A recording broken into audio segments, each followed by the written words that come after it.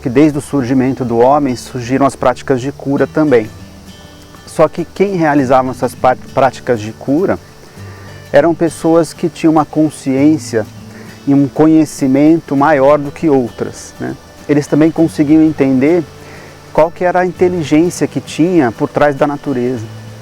Eles percebiam que faltava para aquele indivíduo que estava doente e que tinha na natureza que pudesse ajudá-los, né?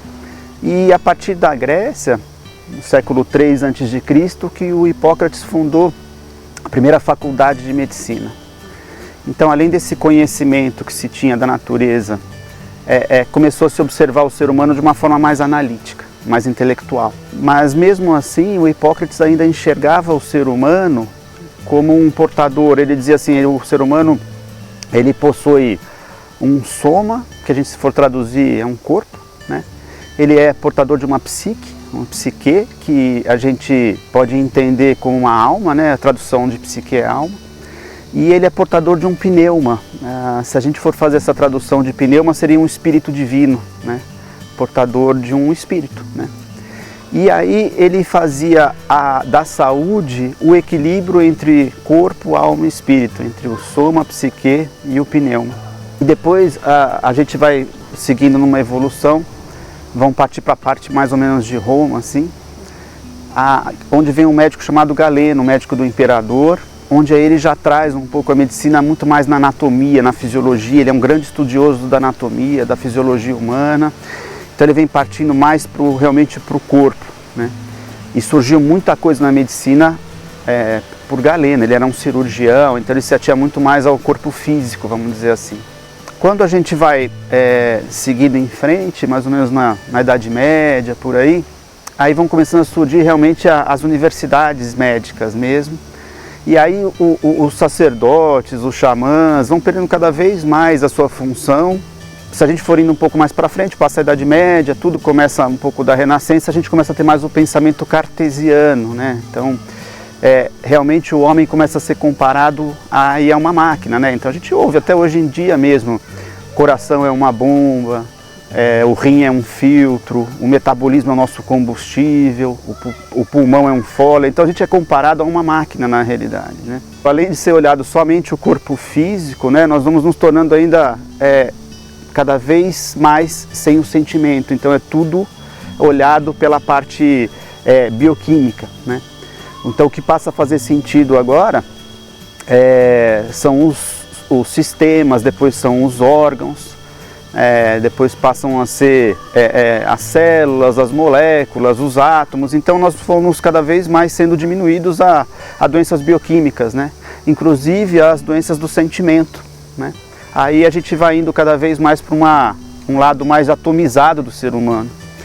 Aí que nós começamos a entender qual foi o olhar da antroposofia. Começam a vir pessoas que querem resgatar um pouco esse ser total do ser humano, né?